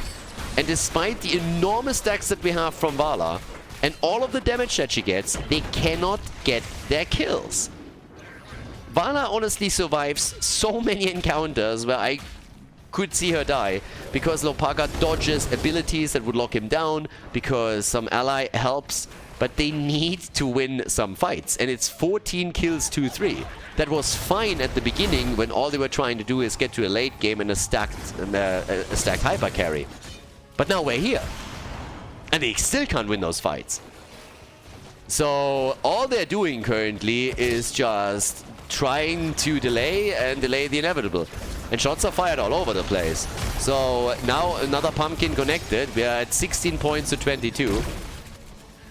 They're not that far behind, but it's still a 5 versus 3 bell tower situation. That hasn't changed. They need to take this back. And I don't know how. Or get kills. Level 20 is also close. So that's another problem. But yeah, so this is getting really dangerous for them. It was all fine at the start. Now, yeah, Uther's in a bit of trouble. Vala has another quest reward. She's at 250 stacks now. Leodai is up at the top, or in the middle. But now they need to make a bit of a move here. And can they? One stun is out, and Anubarak is immediately in trouble. The disc is already thrown out, so you can really tell. They know how dangerous this is, but the channel has happened down to 11 points on the core. All that the blue team gets is 3 measly shots fired. To be fair to them, they're not that far behind. 11 to 19 points on Towers of Doom. That is fairly manageable. But they need to win fights. They need to get kills. And instead they're losing the bird. Falstad is dead. Falstad is gone again. Vala with the stim drone. Again, more hits, more attacks. It's 262 stacks now. They try to go for her again. Lopaka is just running slalom. He's dodging everything. 88,000 damage now for him. But that's not enough. At one point, you have to be in a spot where you can bring this back. Here's level 20. So instead of going for the extended range, we got the Acrobat. If he doesn't pop off right now with the hyperactivity and the Acrobat and really gets kills for them, not just damage, then there's just no way. There's Cocoon, there's the disc, there's the stuns, there's so many tools that they're trying to use to control her. A Tether is already in, both of the supports are doing the best they can. Kelthas is here too, so this is a 4 versus 4. And they still haven't retaken that bell tower. They're getting closer. They're getting there slowly, one hit at a time. But it is a massive battle between her and the rest of the team. Divine Shield is in as they're realizing, okay, and there's the damage for Kelthas, and she gets the kill. Gets the kill and survives. That was important. Vala goes deep, real deep, and gets the kill for them. And now there's the wind tunnel, and she's trying to do even more. Hyperactivity is in. Here comes Sonya, the leap with the crater! And that could be a kill. They're trying to go for the Arcane. Vala got put to sleep for a second, and Sonya is gone. Sonya's gone, too squishy, was in the middle of the pack. They get that bell tower, so finally a little bit of headway for the team. And of course, big damage again from Vala as she just uses Acrobat. Goes in, gets stunned again, way too deep, tethered even deeper. Nice damage, tempered by Discipline, working well for her. And that is a kill! And she's done with her quest. 4 shots fired, and all of a sudden the momentum drain is here. Creed of the Hunter is fully completed, and she only died once. They take the bell tower, and now it's 5 points to 15. What a game! This entire series is bonkers. From start to finish. 115,000 damage to 52,000 on the other side. Vala has more damage than Leoric and Kelthas combined. Just saying. She has more damage than the rest of her team combined, if I'm not mistaken. Yep. So there's the Gust. And she's at it again. Sonya's coming in too. There's the Entomb. And there's Vala. And everything else around her just goes and they're all dead. Remember Diablo 2 and the sound effects that these like unseen made that were, I think, like in Act 1 or whatever? It's like when you hit them, that's exactly what's happening here. The leap is there. Sonya doesn't even have to live. She can totally die. This doesn't matter. She just needs to provide the crater. That's the only thing that they're doing. You crater them, I kill them. That's the division of labor that we're seeing. Deckard Kane is down, so is Anubarak. 5 to 12. Double temple coming up. Double altar. And now they're going for the boss again. Leo says hello, and Vala says like, ooh, nice. More damage. Damage! Damage! Damage! They screwed themselves! No! 1 point on the core as Vala destroys the entire team. And you know why? That's why. Because of the Gust and the Entomb. He put an Entomb and walked into it. And now they're going to the top. Oh my god. 1 point on the core right now. Vala at 140,000 damage. And they are taking bell towers. They need to... I don't think they can take the middle. They have to get these altars. This is it. They don't have to. Like, okay, there's 6 shots fired. If they take both, it's game. If they take both of them, it's game. They can win this. They actually are gonna win. They're gonna win it. The Entomb misses. Force that shot at the bottom. 1 point to 6. 1 point to 6. All they need is this one. All they need is love. No, I mean the bell tower. So, Patsku is about to die. Brr, dead, brr, dead, brr, dead. Vala, no mercy, and another kill. This is game. It's the Vala show. That's what we call a hyper carry, baby. Goodbye, Kel'Thas. Hi, Kel'Thas. Bye, Kel'Thas. Vala comes in. No fucks given. Double support behind her. Pocket healer Morales. And with 163,000 damage, they're gonna go for the channel here. Nubarak dies too. And this, ladies and gentlemen, is game as Ukraine with a single point on their core decide map number 3 in their favor. Insanity. Utter insanity. GG and well played.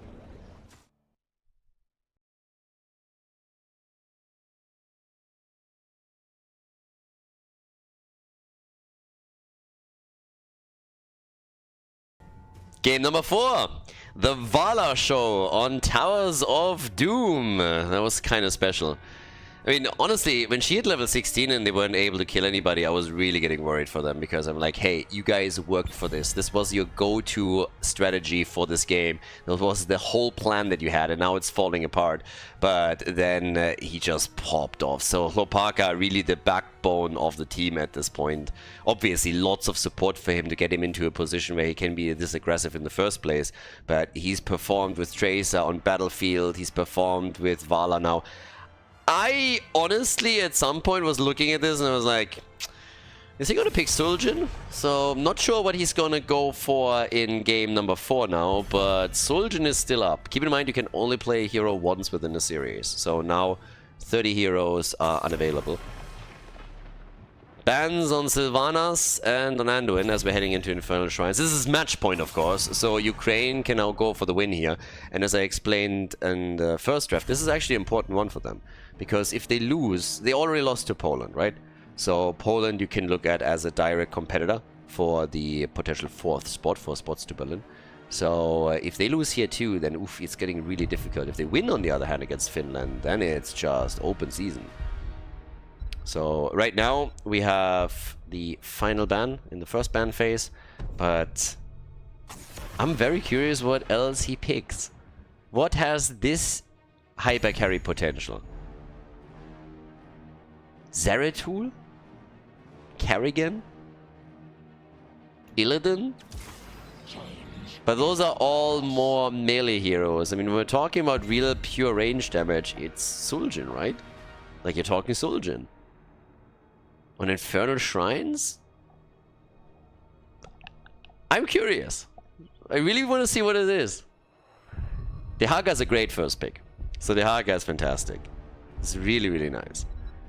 And that will allow them to go. If he can get anywhere near the lick level that we're seeing from Swamgrota and from the Quasar, then whew, they destroyed with their Dehaka performance on today's playday. Oof. Greymane and Garrosh. Good start. Good start in the draft for sure. ETC and Jaina. Alright, next up. If I'm Finland, what do I ban? I don't even know. I mean, you can ban side laners. Can get a win on one here. Sorry on ETC. Also not too bad. But yeah, very, very curious about the choice for Alopaka. Genji, Tracer, Vala. What's it going to be in game number 4? Yeah, what do you ban? Ana gets banned again because, yeah, you have Jaina on the other side. So Nano boosted Jaina with a quick ring and full ability rotation would be a problem. I agree. They've really been banning a lot of supports throughout the entire series when you think about it. Alright, Mephisto gets banned. Okay, that would make sense as well. Okay. Bring it! We're gonna get the support now. I guess Lopaga's gonna pick last. I guess they're gonna go for the side laner with Arabano and for the support, and then they pick Lopaga's hero last. And for the side lane, it is... Sergeant Hammer? Are they gonna swap with Greymane? Is Icecorp gonna play Hammer, or what is this gonna be? This is a really big detail. I mean, don't get me wrong, yes, this is an auto attacker too, but this is definitely not what I expected. I expected something that is a little bit more mobile and has more of a potential there to completely pop off towards the end of the game. Hammer, on the other hand, is of course still powerful. On Infernal Shrines, if you siege up properly, you can do a lot here. But now we have Tassadar and Jaina, double mage against it, and Lili. Double mage Lili with ETC Dehaka at the front. Okay, Finland is out there with this. Tassadar, of course, has the walls, Jaina has the slows, so time to tell what they can do with this. Arabano, our last pick, they need a side laner. They got only Garrosh so far, so they need someone for the one-on-one lane. And well, the choice is D.Va. Bit more space created. More space for Sergeant Hammer, more space for Greymane. Alright, ladies, let's go. Infernal Shrines, map number 4. Let's see if the Ukraine can win the series here, or if Finland is going to force the 5th map. Ukraine in the lead with a 2-1. This is their chance to close out the series and take a big victory in this 8-team round robin for the European Qualifier for Nations Cup. On the left, we have Icecorp on Sergeant Hammer, Arabano on D.Va, Denardo on Garrosh, Lopaka with Greymane, and Skilla on Whitemane. Whitemane, Greymane. We need a black main. On the right side, it's Finland. We got Folke on Tassadar for the Finnish team with Porky on Lili, Suri on ETC, Vexu on Jaina, and Patsku with Dehaka. Let the games begin. It's party time. Sergeant Hammer is in the house. And we have Tassadar again with the Scion Fusion here on Infernal Shrines. That's all about the objective. Time for the Punisher to move in. And again, Icecorp, this was a little bit expected. I actually talked about this in the draft after we saw the final picks, that Icecorp would likely take Sergeant Hammer and that we would have Greymane for Lopaka. And given the way that this has played out so far, it makes perfect sense. Because think about it for just a moment. We had him on Genji, then Tracer, then Vala. It would be kind of weird if he now went into a hero that, while strong, is not relying that heavily on mobility. It seems that what Lopaka really excels at here is just trying to use his mobility and his game sense to dive in, get damage, get out, try and stay alive, juke, jive, and just, yeah, weave his way towards the target.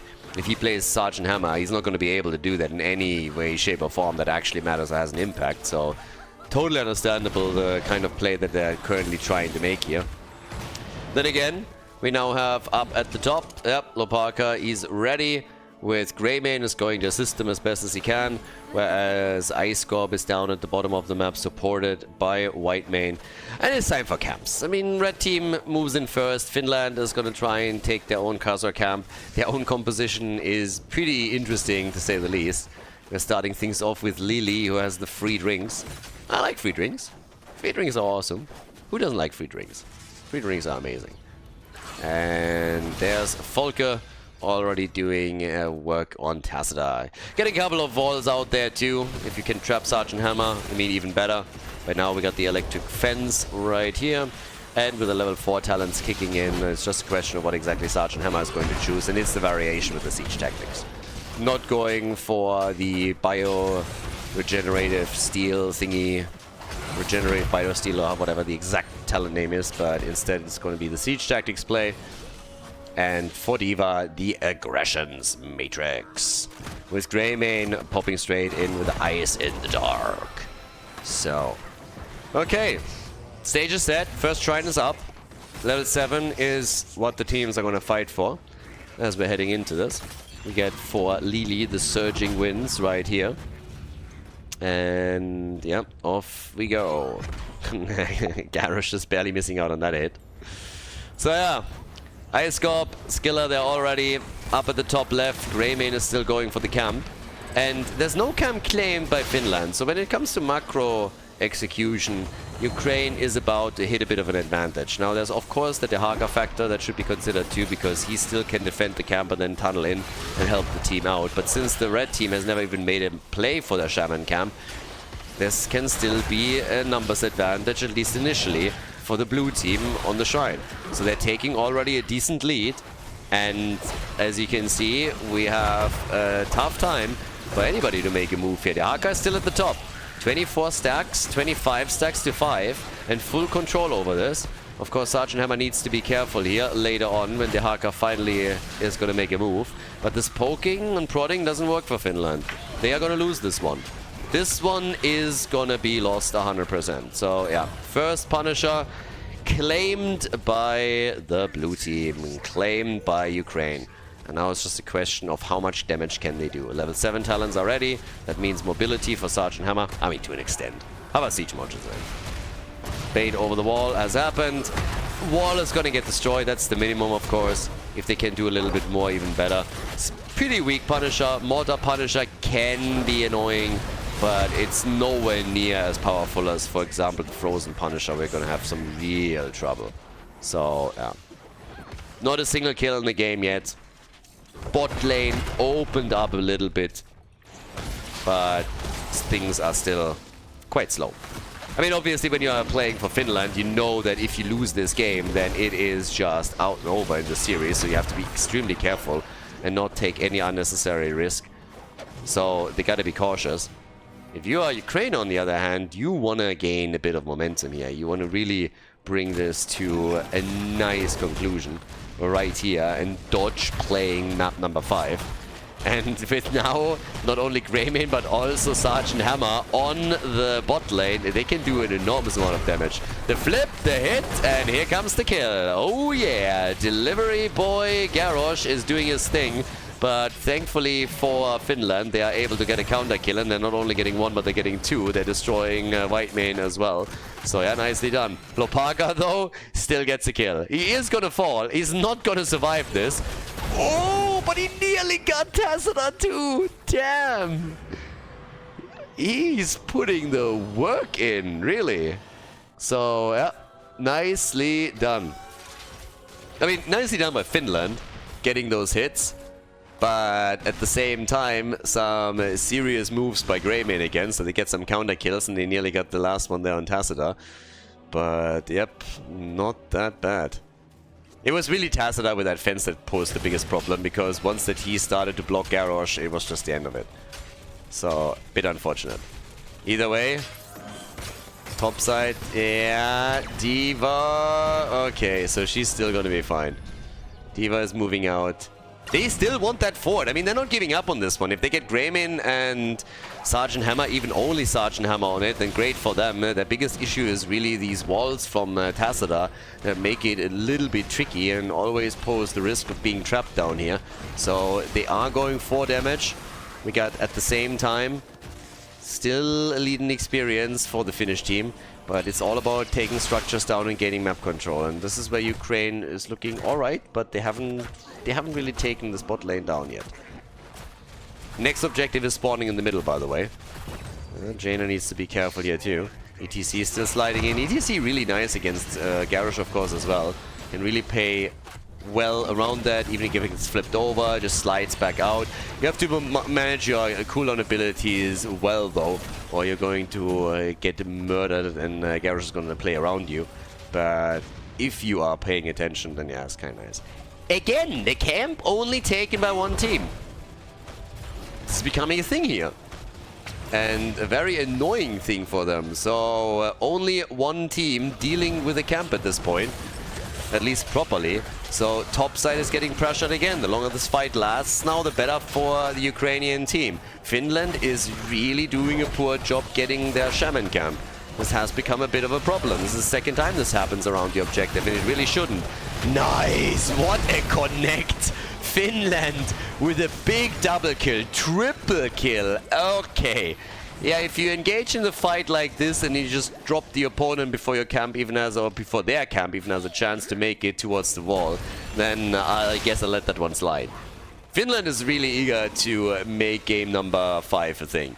Level 13 talents are in, easy objective for them here, and Ukrainian team not gonna be too happy about how this one went. No. Everybody just got locked in, murdered, etc, mosh pit. I mean, everything just got unleashed on them.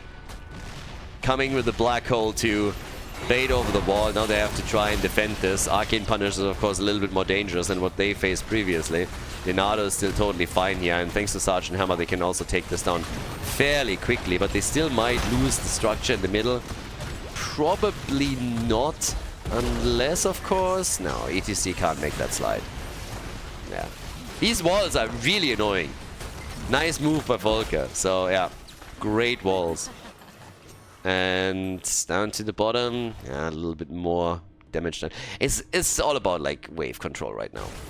And since not a single fort has fallen yet, that also means no catapults. But I guess Tacita is going to try and change that here in the middle. And since they are not even trying to defend this one, you can get... I give you 3 guesses on what's happening to this fort. Yeah, no chance. So, while the red team has continuously defended their bot lane structures, Ukraine is looking at this like, nah, forts, we don't need them. They're overrated. It's like, not gonna waste my time here. Let's go for the camp instead. And Garrosh, careful. Maybe the idea was to just flank in, get access to Jaina and take her down, but that didn't quite work. So, yeah, Diva, bunny hop, hop, and they still can't do anything. Especially if you push into this spot, what do you think is going to happen? Tacita is just going to drop another wall, you're going to be cut off, and if anybody is caught on the other side, they're going to die too. So, they have to get good position before they can make any of these plays. Volker's walls are throwing a huge wrench into all of their plans here, into the machinery of those. One level ahead, and they're struggling a little bit. The Haka is now here, trying for the drag. Greymane, okay, he misses the drag. Diva is still fine. Jaina also making it out. It's a really awkward position for Ukraine to be in. You can really tell that these fights are not going the way that they want them to. 20,000 damage on Sergeant Hammer, 24,000 on Tacita. The next shrine is up at the top. Another drag, a wall is instantly there. ETC slides through, pushes the target back, and it's another kill. Finland is working them over. Ukraine is having real problems in this one. They're down in talent. They're down more than a level. And now they're losing ground here very, very quickly. Even outside of objectives. Another wall destroyed. The Hanka still rotating. And that level lead alone and that talent lead is already a massive issue. The poke that happens from Tacita, from Jaina, the double mage plays that they have is quite nice. I mean, normally you don't want to play double mage because the idea is always that if you have heroes whose damage largely relies on cooldown control, then it's very easy that you're going into a fight, they use their abilities, and if you don't get the kills, then you're just helpless until those cooldowns are back up. But if you coordinate them properly, then of course you can get these kills and you can get them quickly. And then it's a bit of a different story. The traditional setup is going for sustained damage dealer and then somebody that can supply burst damage like a mage. But right now, first time, we're going to get the camp claimed by the red team too. It's only for the top lane, but still. And yeah, level 16 should be ready for the Ukrainian team. And that's where you have to make your play. Ideally before Garrosh is dead. So yeah, he's a little bit low. and is able to make it out. Black Hole gets used too. They're retreating, but they still don't have level 16. So as long as they don't have level 16, it's a bit awkward. You kind of want that talent. Yeah, the Haka, there's the slide, and they fight before. Now they have the talent. They finally have it. That gives us at least Giant Killer, so that is big. But they already have to pop the Fountaineer, and Sergeant Hammer gets Giant Killer and then dies. And there's the mosh pit, but yeah, this is not looking good at all for Ukraine. This is not looking good in the slightest. Hammer is dead just as she gets Giant Killer. Now Grayman is desperately trying to get a kill and he can't. So that's another one to fall. Another lick this time on D.Va. 3 heroes are down. Yeah, they are getting dismantled. 10 kills to 2. Unless they are able to somewhere find a fight that would allow them to bring this back, this is going to be an absolute nightmare for them. They're getting totally destroyed in this encounter.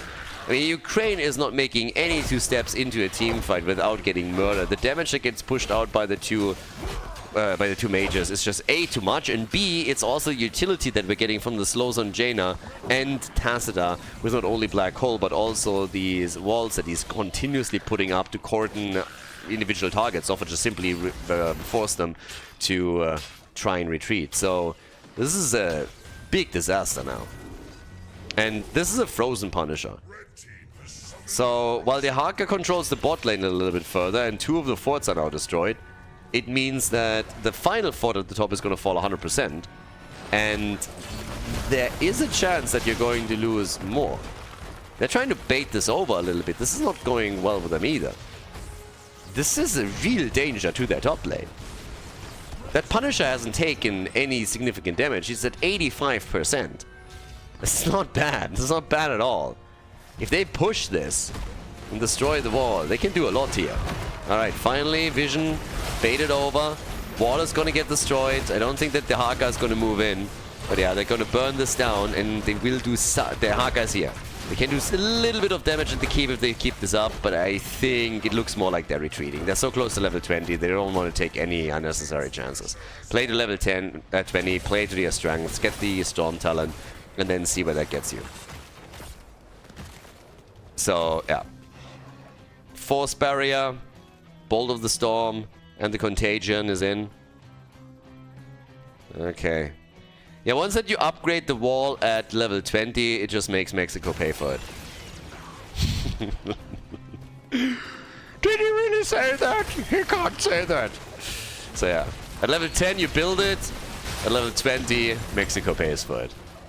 Covfefe. So, Surrey is in. Bot lane gets opened up. It's party time.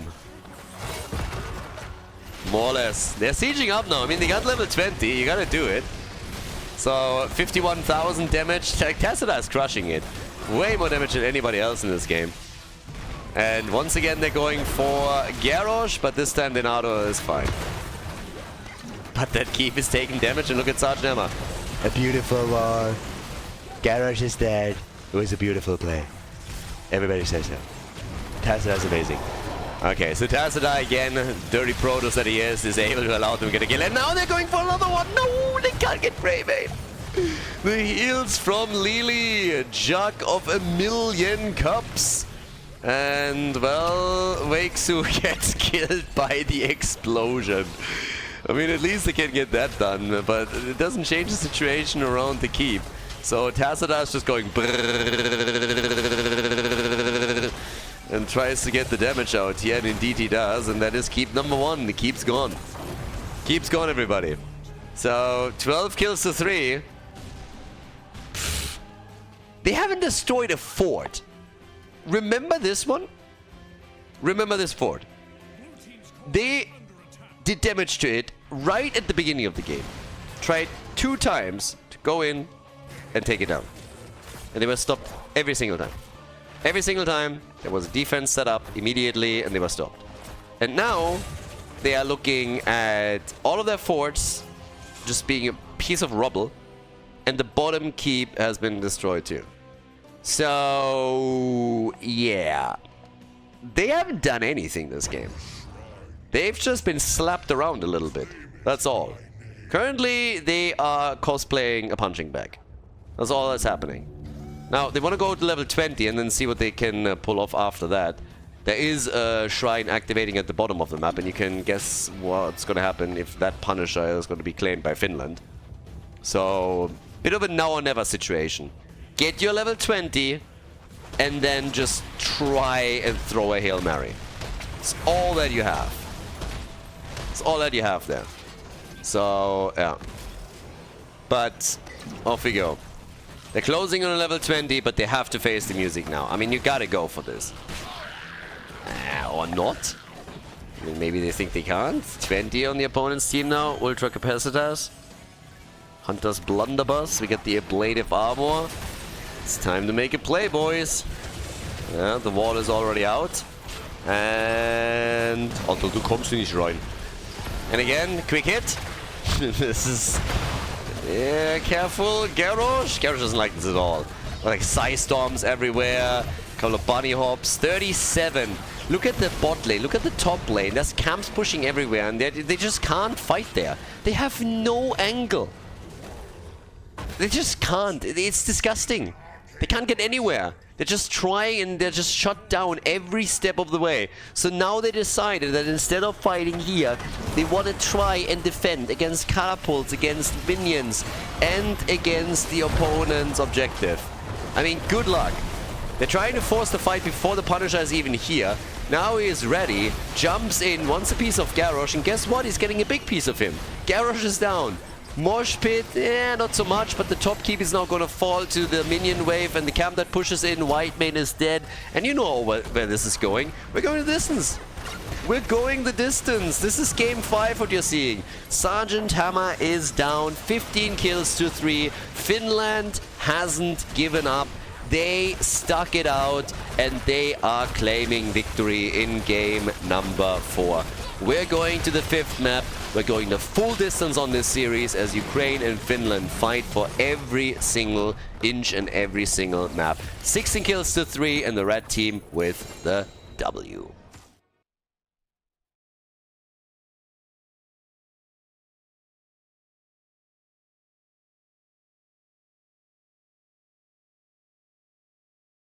Fifth map, we're going the distance. Finland against Ukraine, and it is Dragonshire. Great job by Finland.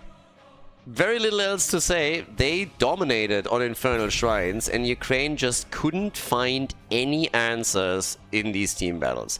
They couldn't approach on the shrines. They were trying to come in there, and then they immediately got murdered. The AoE that came from Tazada, from Jaina, was too much for them to handle. ETC played it beautifully well, countered Garrosh on the other side perfectly, and it was just glorious. So now we're going into game number 5. We have 40 heroes banned out. They can't be played again because they've already been played in previous maps. So this whittles the pool down to roughly half of the heroes that we initially started with. Sylvanas obviously gets banned. I mean, a lot of the heroes that we've seen banned in the previous maps are gaining more and more importance because they're stronger and stronger and stronger as a lot of the alternatives become less impactful or a little bit more out of the box, so players usually don't want to take them. But now Anduin is banned, we got Lucio banned out. It will have an impact on this one. And we come back to the question, what is Lopaka going to play? They tried Greymane on the last map, didn't really work out for them. So it was a combo with Sergeant Hammer. And they need to find a good draft for this. And this is obviously a very macro-focused map too. Probably one of the biggest ones in the game, because you have to control the top, you have to control 2 lanes and then go for the objective on the 3rd lane. So control on all 3 lanes is pretty much needed. You need an advantage over your opponent, a numbers advantage, a talent advantage, ideally level 10, and play around that. Rexa for the top lane is already applying enormous amounts of pressure. I mean, Rexa is the king of Dragonshire. He wins the one-on-one lane. And with win, I don't mean that he kills the opponent's hero over and over again. But he is one of the few heroes that has an easy time taking control over the experience on the lane itself and defeating the waves, while still claiming the control of the shrine at the top thanks to the split with Misha. Lunara and Anna in. So that's already good. And we have Stitches plus Mephisto. It's a very, very interesting draft and game. I mean, I say game because, like, it's map 5, and we've seen all kinds of craziness in this series. We've seen an absolute dominant performance by Ukraine on Battlefield of Eternity. Then we're going on Infernal Shrines. Finland is just crushing them. And now that we're heading into this particular match, we have Rex at the top lane, Lunara, good damage from her as well. Stitches as the big X factor, of course, with him just throwing hooks out, especially after the extended range on level 13, and getting maybe that lucky hit in that you need. Zeratul gets banned. I would have even thought about banning Medivh. You could go for Kidnap comp here. Medivh empowers you to get quick rotations going between all of the lanes, which is really nice if you're rotating between mid, top, top, mid. So you can do a lot there. And you can help Stitches when he goes for Gorge. So that could have been a choice. Seems like they're not really eager. But there has to be a follow-up for Stitches. You need a stun, you need something. You want to have control once you do that. Deathwing, okay. And Alexstrasza. That's a lot of dragons. That's a lot of dragons. Deathwing and Alexstrasza. Okay. There we go. What's happening on the blue team? The red team. What is Finland doing? Final 2 picks for them. They have their side laner. We need a main tank for them. This is gonna be wild. Imperious main tank, okay. And Zagara. Alright. Zagara, I mean, again, she can work, but she's very squishy. If they get on her, she's dead. That's the problem. So you have Imperious and Rexa, fair enough. Lunara, damage over time, Anna, and Zagara. Final pick for Ukraine. What brings it together? I'm not so sure about that. Artanis on map 5. Alright, boys, let's go. Final map in the series. We're going the distance on this one. Which team takes it here on Playday number 4? Is it going to be Finland? Is it going to be Ukraine? Let's find out. Game number 5. It's the final map in the best of 5 series here at the European Nations Cup qualifier. The teams want to go to Berlin. Who is taking another big step towards that potential goal? On the left side, we got Arabano on Deathwing, Denardo on Stitches, Lopaka is playing Mephisto, and it's Skilla on Alexstrasza with Ice Corp on Artanis. To the right side of the map, Finland, with the last draft for the series for the red team. It's Volk on Zagara, Vexu on Lunara. We got Patsku with Rexa, Poki on Anna, and Sori is playing Imperious. Time to shine, let's get this show on the road. Level 1, they're starting things off with the contact healing, so the biotic grenade. Stitches going for, nice, they're doing it. Hungry for more and Circle of Life. They're going for the combo. Alexstrasza and Stitches to get Stitches as fat as you possibly can. Ukraine has joined the body positivity movement. They are looking at Stitches and they're like, you are beautiful the way you are. Actually, no, you're not. We need to feed you a little bit more and make you extra XXXXXXL. Get those hit points, baby, and get those kills. But at the beginning of the game, you gotta be a little bit careful. He's not fat enough yet. He needs those hit points. But again, they at least traded. So, once that Alexstrasza is done with the Circle of Life over here, she's going to spawn the additional globes for our boy Stitches. And he is not only going to get incredibly fast, but he's gonna be incredibly thick. He's gonna have the heavy hit points that will allow him to survive throughout the late game and then have fun trying to take him down. So, let's see what they can do here. Ukraine, definitely with something that scales quite well for them into the late game. But, yeah, who is going to pull it off? Top side is our 1 versus 1. It's Rexa against Ice Corp. Down to the bottom of the map, we have, in the meantime, on the left, another camp claim. Both of the teams have gone for their Siege Giants. Hooks are, of course, being thrown out. And, oof, early control on both of the altars. But Deathwing, in all his beauty, is still trying to prevent any control on the Dragonite. Denardo gets some control out there. Okay, good for him. They're really trying to claim this. And I have no idea why he doesn't channel. I think he could have been able to grab it. Maybe? Maybe not. Alright. But yeah, either way. As is, the stacks are going to be important. Stitches is going to have added movement speed. Already by picking the talent, he gets 5%. And then more and more and more. Another hit of Stitches with another hook, but doesn't connect here. Level 4, we have the Hunter-Gatherer, and we got the Biotic Enhancements. So, yep. Alexstrasza is getting already annoying with all of the creep tumors that she's starting to spread out a bit, but the team is pushing at the bottom of the map with 4, and that means that the wall is pretty much gone. Alexstrasza getting closer and closer to completing her quest, so I like that too, because I really want to see what they can do with Stitches. There's nothing more annoying than having a late game Stitches that has an insane amount of stacks, not only because the added movement speed is already a pain to deal with when he comes in with Pulverize and also with Gorge, but also you are in a situation where you're up against a frontline tank that can easily have 13,000-14,000 hit points. Which is bonkers. Absolutely bonkers. So, yeah. And of course, there's Mephisto to think about as well. Mephisto and the damage output that he can bring to the table is pretty insane. I mean, right now, we have up at the top Rexa still with control, and you can see them, they're pretty much just letting that slide. They know that they can't win the 1 versus 1. And again, with win I mean control the altar throughout the game without rotating anybody else over. But big pressure plays down at the bottom of the map. And the blue team is totally happy to just hold this. They know that as the game continues, they're going to have some advantages here. But just holding the bottom lane, holding the bottom shrine, it works in their favor. As long as Atanas can rotate. And there's a bit of a play made by Finland trying to capitalize on it by simply splitting not only Rexa, but also Zagara. Is that a second kill? Yes, it is, isn't it? Yeah, Deathwing is dead. They killed Lunara, but they lost 2 in the process. So, yeah, that's a bit annoying. And they might still lose Alexstrasza. Well, scratch the mind. They're going to lose her. So Alexstrasza is down. That's 3 heroes down for the Ukrainian team. Finland is off to a good start here. They have to be wary of the late game. But this is a very good start for them in this game. Not only is the top lane wall now lost, in the middle some damage has been done too. You can really tell that Atanas is struggling here. And while Alexstrasza is now continuing with her build with the level 7 pick on the Verdant Flourish, there is always the threat of the Dragon Knight being attacked. So yeah, tough times. Down to the bottom of the map, still a bit control from Deathwing. They of course have also a bit of a global aspect to all of this that they can try and exploit.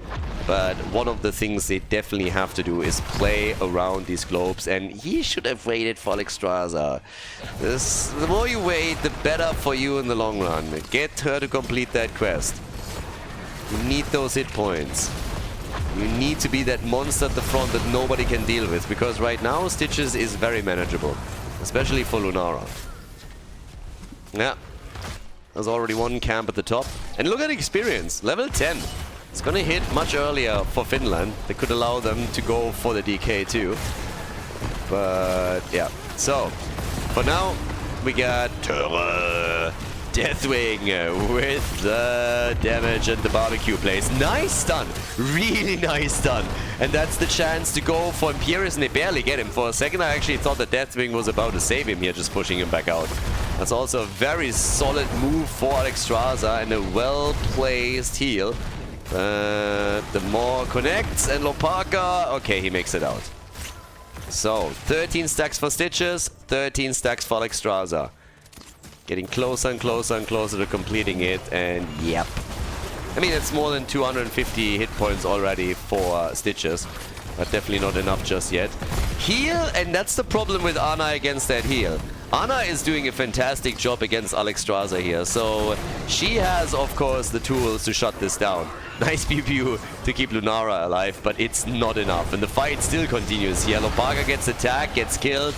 Ana, of course, doing what she can. And with the anti-healer, that's big plays from her. She already denied a lot of the heals that Alexstrasza was trying to throw out there. And yeah, not easy. Not easy for Alexstrasza to deal with this. Stitches is dead again. No! Yeah, apparently Finland, they just see a juicy big target and they go for it. So not really impressed with that 8-point pull just yet. It might change as the game continues, but with 6 kills to 4, at least up to now, Finland has been doing well. So, what else? Quest is completed, so now it's going to be more and more globes for Ukraine, and that should help Stitches. I mean, it really should. At this point, Stitches should benefit from this. Oh, ult, a no kill. A lot of ults actually being used. That also includes Rexa as he unleashes everything. Stitches is the only one who deals with the Dragonite in the middle of the map, as he was finally taken by Finland. So that DK, claimed by Lunara, is currently burning him to a crisp and the fort. Rest of the team is coming in to try and help out. And Denado gets just punted around the map once, twice, over and over again. So, yeah. And here comes hit number, I want to say 15. And yeah, he gets 1 globe. Okay, he still got the globe there. But this fort is gone. First fort is down. Finland on a good way. Finland on a very, very good way for this. But also with the next talent, Stitches gets the increased range on the hook. And then he becomes dangerous because... yeah, it's gonna get a bit nasty when he is able to get those long-distance hook out. And damn, this is gonna get nasty too. Good ults, but Mephisto gets punted around as they were trying to kill Imperius, so he gets saved. At least Zagara was taken, so that helped. But yeah, Stitches is joining them once again. And he needs to. He needs to capitalize on those globes. Get the extra globes, get the extra hit points. And then once we're entering like level 16 or whatever, then it's going to get a bit more interesting there. Goes for the Putrid Bile. And thanks to the camp, they're going to get, of course, another one. So yeah, sitting at 16. Alexstrasza should throw those out as much as she can too. And there's another one here, right there in the middle. Again, movement speed, hit points, more sustain too, since Devour obviously procs from the top. And yep, 5 kills to 6, level 13 on both sides now, so the hook range is increased. And here we go. More and more globes needed. Where are those? When are those Alexstrasza heals when we need them? We drop another one right there as they're engaging again. Terror! And yep, another one for Denado. The hook, close, but he missed it. Yeah, another quick flip, and Stitches, the heal. This time it comes through. Anna not able to deny everything. She denied a lot of heals, but in this case it did not work out. Zagara killed by Stitches in the back. Stitches now on 20 stacks at this point, 10% movement speed for him, and 500 extra hit points. And of course, more and more globes now coming through, and they are starting to siege up on that wall. But while they destroyed the fort at the bottom of the map, it also means that the top fort has been destroyed. They kill Imperius though, so the more heroes they take down and the more opportunities they open up to take this keep, they might be able to get this. There's a swap, Lunara is able to get away, but barely. And as long as Alexstrasza heals all of them, guys, this keep is gonna fall. Ukraine is just sieging up like crazy here. They got the sustain and they're using it, and it's bonkers. 8 kills to 6, and that... they can't go core. I mean, they calm down. If you land the hook, okay, you can get the kill, but now it's a 5 versus 5 again. They really think they should retreat here. They really want to siege up on this? Guys, you don't have a talent advantage, you don't have a numbers advantage, you have very, very little to work with here. You took the keep down already, but you lost your top fort. Maybe make sure that the mercenary camp is not also starting to threaten your own keep. So, heals out again. Another play, and, well, Anna is dead. Overstaying their welcome in my eyes. Lunara is low. No, they're making it happen. What? They're really making it happen. The sieging up Alexstrasza is just absolutely beast-moding this. And now it's 750 extra hit points for Stitches, but Ukraine is sieging up on the core. Heal and heal and heal from Alexstrasza, one after another. And it's working. They are taking the core down. I mean, how? Ukraine with an insane siege and run through the bot lane claims victory in this game and the best of 5. They take it against Finland with a 3-2 GG. Well played.